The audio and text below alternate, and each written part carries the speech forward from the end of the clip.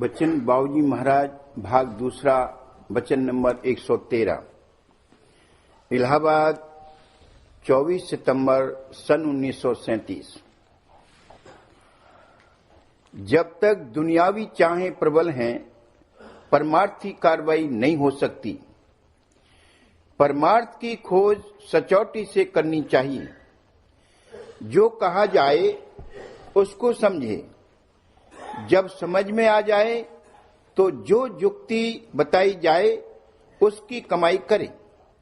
यानी अंतर में जो नूर की धार आ रही है उसका भेद और उसकी जगाने की विधि किसी भेदी से मालूम करके उसको जगावे। जब ये जाग जाएगी तब वहां की गति होगी और विश्वास और अनुभव पैदा होगा। फिर उससे ऊपर की शक्ति जगाई जाएगी। फिर और ऊपर इस तरह उस स्थान पर पहुंच जाएगा जहां से आद में सूरत आई थी। यह कार्रवाई संत सद्गुरु की दया और सत्संग से होगी। मालिक ने यह बंदोबस्त रखा है कि जिसकी जो ख्वाहिश और चाह प्रबल और पुष्ट हो, उसको पूरा करने के लिए उसको कार्रवाई करने का मौका बमूजिब उसकी हैसियत, कमाई और पूंजी के मिले। अंतर के अंतर्गत जो सुर्त जीवात्मा है, उसकी केवल यही चाह है कि उसको मालिक का प्रेम और भक्ति प्राप्त हो। सिवा प्रेम और भक्ति के सुर्त की कोई चाह नहीं। मगर यहां उतरकर उसकी ताकत बहुत क्षीण हो गई है। और वो ताकत देने वाली तो वही है, लेकिन इस वक्त में वो आप कुछ नहीं कर सकती। तन और मन में पैवस्त हो गई है और मन कार्रवाई करता है। जो उसके भाग में आ गया है, जो उसकी हैसियत है और कमाई करके जो पूंजी हासिल करनी है, उसके मुताबिक वो काम करता है। कुदरत ने ये कायदा रखा है कि जो इसकी चाह प्रबल हो, उसके लिए कार्रवाई करने को ताकत आवे और वो काम करे। यह कायदा मालिक ने कोई सोच विचार कर या समझ बूझ कर नहीं रखा है। मालिक को कोई काम सोच विचार कर और समझ बूझ कर करने की जरूरत ही नहीं। समझ बूझ तो उस जगह से पैदा हुई है जहां अपना कोई मतलब और गरज पूरी करनी होती। बिलखवास बिना किसी सोच विचार के मौज से आप ही आप मालिक की तरफ से वही कार्रवाई होती है और वही कायदे रखे गए हैं जिनसे सबको फैज और फायदा पहुंचे। सिवा फैज और फायदा पहुंचाने के मालिक की दया कुछ करती ही नहीं। जो कुछ हुआ और जो हो रहा है, सबके फैज और फायदे के लिए है। यह मालिक की दयालुता का अंग है कि ऐसा कायदा रखा गया है कि जिसकी जो चाह प्रबल और पुष्ट हो, उसके मुआफिक वो कार्रवाई करे। इसी में उसका फायदा है। अगर किसी वक्त में किसी की प्रबल और पुष्ट चाह जिसके लिए शक्ति आ गई है और वो इकट्ठी हो गई है, दबा दी जावे, तो उससे कोई फायदा नहीं होगा, बल्कि नुकसान होगा। क्योंकि जब तक दबाव है वो दबी रहेगी, मगर जैसे ही वो दबाव हटा, वही चाह पुकारेगा और वही कार्रवाई करेगा। इससे तो ये अच्छा है कि जो चाह प्रबल और पुष्ट हो गई है, उसके लिए कार्रवाई करके उससे निबट ले। क्योंकि जब तक एक चीज से निबट नहीं लेगा, तब तक उससे आला दर्जे की चाह पैदा नहीं हो सकती और न उससे आला दर्जे की कार्रवाई कर सकता है। और ये जाहिर है कि जो अंतर में चाह होगी वही कार्रवाई कर सकता है, दूसरी कार्रवाई कभी नहीं कर सकता। चाहे लाख समझाओ और कहो। अगर किसी को धन उपार्जन करने और एकत्र करने की चाह बड़ी प्रबल और पुष्ट है तो उससे यही काम हो सकता है। अगर उसको कोई दूसरी बात मसलन परमार्थ के लिए कहो कि अपनी जीवात्मा के कल्याण के निमित्त भी कुछ करना जरूरी है, तो उसके अंतर से इसके लिए कुछ जवाब ही नहीं आएगा, उसकी समझ ही में नहीं आवेगा।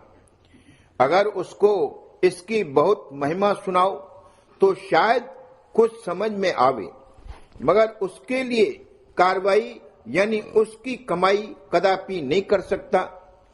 कार्रवाई और कमाई उसी के लिए करेगा जिसकी चाह बहुत प्रबल और पुष्ट है और जिसके लिए कि शक्ति आ रही है।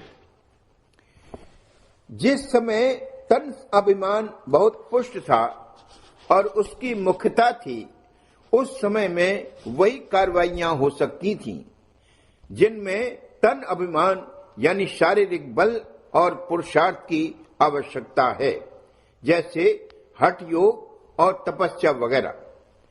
अगर वो कार्रवाइयां विधि पूर्वक बने तो उनसे वो फल प्राप्त हो सकता है जो कि उनके आचार्यों ने रखा और बताया है।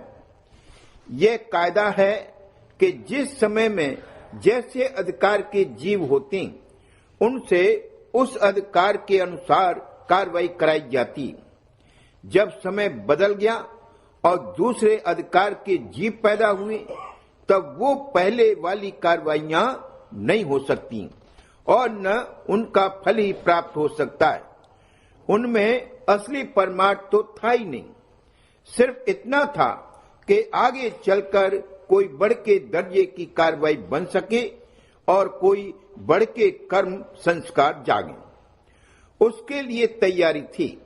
मगर इतना फल भी उसी समय में हासिल हो सकता था जबकि वो विधि पूर्वक बन सकती थी। अब वो कार्रवाइयां विधि पूर्वक नहीं बन सकती, वो निष्ठा ही जीवों में नहीं, फिर वो बन कैसे सकती। हिंदुओं के यहाँ जो धर्म शास्त्रानुसार कर्म कांड वगैरह रखे गए हैं, उनका उद्देश्य ही सिर्फ इतना है कि बाद मृत्यु के पिशाच जोन न मिले, प्रेत जोन मिले या उससे ऊपर पितृलोक की प्राप्ति हो। इससे ज्यादा फल तो उनके आचार्यों ने ही नहीं वर्णन किया है। फिर ऐसी कार्रवाइयों से परमार्थ की आशा रखना और समझना कि यही परमार्थ है, महज गलती है। परमार्थ किसको कहते हैं, इसका बयान नीचे किया जाएगा। जब से पैदा हुआ है तब से लेकर मरने तक और बाद मरने के भी कुछ कर्म किए जाते हैं। वो सब प्रकार अगर विधि पूर्वक बने तो ये फल मिलता कि पिशाच जून से बचकर प्रेत जून में या पितृलोक में वासा पाता। अब जबकि वो कार्रवाइयां विधि पूर्वक नहीं बन सकती, महज ऊपरी और नकल के तौर पर उनके कोई कोई अंग किए जाते हैं, तो वो फल भी गायब हो गया और बजाय उस दर्जे के फायदे के अब उल्टा नुकसान होता है। वो कार्रवाई विधि पूर्वक तो बनी नहीं कि जिससे कुछ हासिल होता, उल्टा अहंकार पैदा हो जाता है कि हमने फला कार्रवाई की। अब इस समय में जो उसकी नकल की जाती है, मसलन 5 अग्नि तपना, हाथ सुखाए फिरना और इसी किस्म की कोई न कोई विचित्र कार्रवाई करना वगैरह, ये नकल हैं, तपस्या नहीं। इनसे तपस्या का फल नहीं प्राप्त हो सकता, ढोंग है। ये कार्रवाइयां इस गरज और मतलब से की जाती हैं कि दुनिया उनकी विचित्रता को देखकर उनकी महिमा और बड़ाई करे। अपनी नामवरी और शोहरत के लिए ऐसा करते हैं। इन बातों से और परमार्थ से कुछ ताल्लुक नहीं। जिस आपे से और अहंकार से उन्होंने ये काम किया, वो आपा और अहंकार पुष्ट होता है।